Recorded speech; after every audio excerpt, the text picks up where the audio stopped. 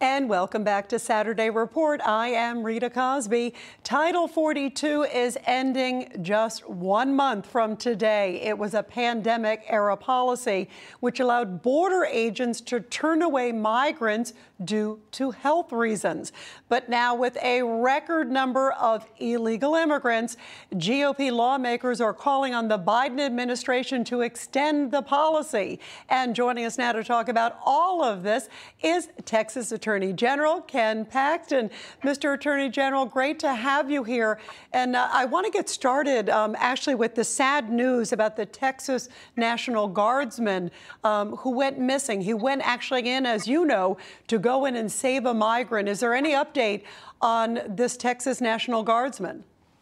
Look, these guardsmen and these border agents are really heroes for what they're doing with no support from the Biden administration. Exactly the opposite. The Biden administration has put them in a position where they're risking their lives really for no benefit. And I'm sad to say I don't know what's happened yet. They're still looking for this guy. And you know, my prayers go out to him and his family. I'm praying that they'll find him safely. Yeah, absolutely. And just as you said, it is such a reminder of how dangerous and how tough the job is for our folks. Yet this administration seems to continually to almost vilify a lot of the people at the border. I mean, we saw it even when they were accused of whipping the migrants. And then, as we know, they didn't end up charging them, but they never apologized to them. How tough is the morale and how tough is it for those folks that are right there on the front lines?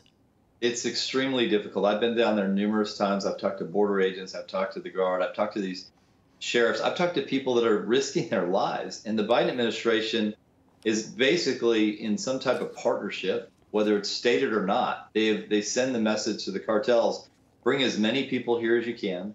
They may have COVID. They may not. They may be terrorists. They may not be. They may be criminals. They may not be. But it puts these border agents at tremendous risk.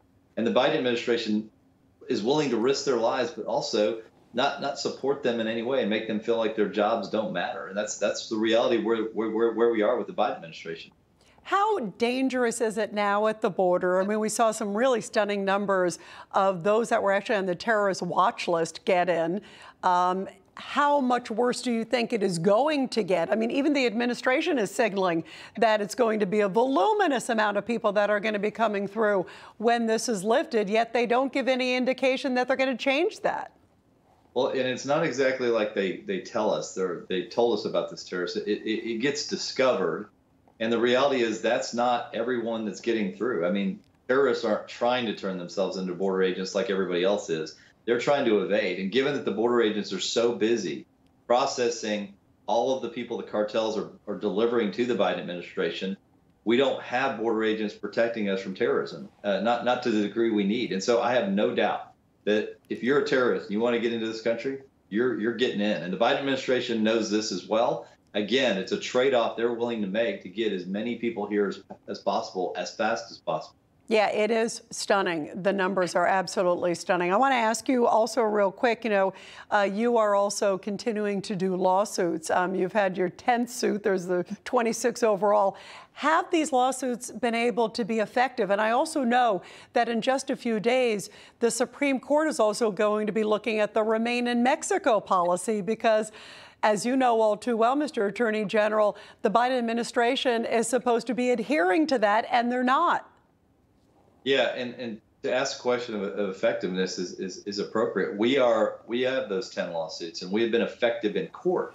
But it appears to me that even when we get court orders, injunctions against the Biden administration, not only do they have a disdain for following federal law and following their constitutional role, they have a disdain for any court order that is against their position. So I'm hopeful that at the very least, you know, they're going to ignore federal law and do just the opposite, that when we get a Supreme Court order, which I expect we will win on Tuesday because I believe the law is on our side, and I think the Supreme Court will do the right thing.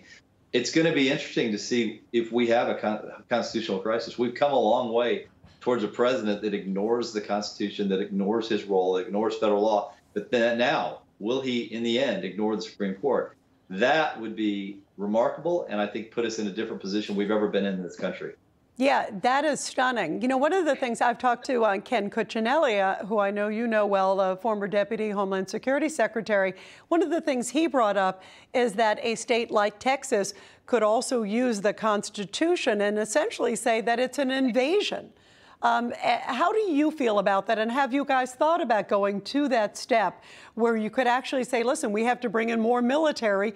We don't feel like the federal government is protecting us. We have to take the safety and security for our citizens into our own hands. Yeah, so we're definitely looking at that. We always want to go into court with not only good legal theory, this would be a new legal theory, but also evidence of exactly what we're arguing. So we're still building that case. I'd certainly love to.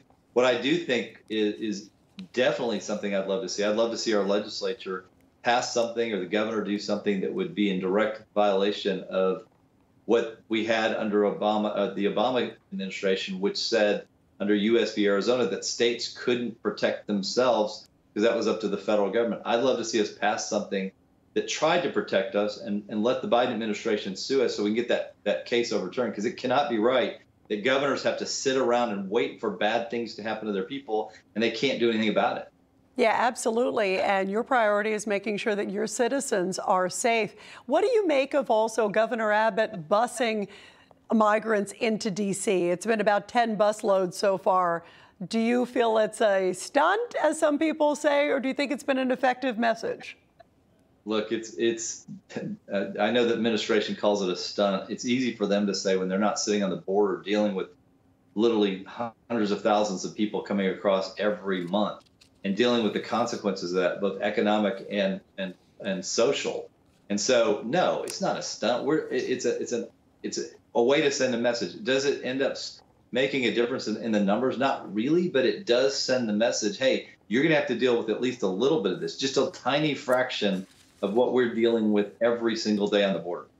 Yeah, absolutely. It's a powerful message. And as you know all too well, with all these flights and everything, so many people are experiencing what's been happening at the border, not just your state, but you guys are feeling it each and every day so much.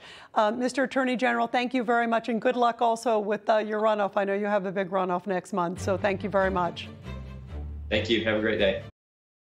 Hey, I'm Rob Finnerty. Thanks for watching. If you enjoyed this video, please join the conversation in the comments below. Don't forget to subscribe, too. Hit the bell icon to be alerted to breaking news. And remember, there's a whole lot more on Newsmax TV, America's fastest growing cable news network. Newsmax TV, we're real news for real people.